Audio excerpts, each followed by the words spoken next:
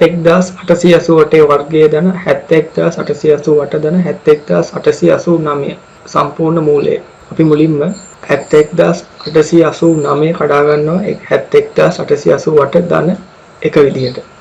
ඊට පස්සේ අපි ආදේශයක් දානවා a සමානයි 71888. ඒක අපිට ගන්න පුළුවන් a වර්ගය ධන a ධන a ධන 1යි. a ධන b ගේ සම්පූර්ණ වර්ගය සමාන වෙනවා a වර්ගය ධන 2යි ab ධන b වර්ගය.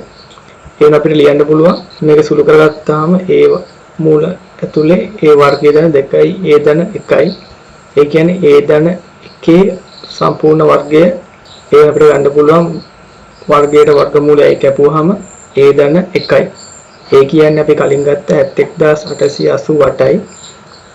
ඒක අපිට ගන්න පුළුවන් 71889 කියලා අන්තිම පිළිතුර. කියන උත්තරේ 71889යි.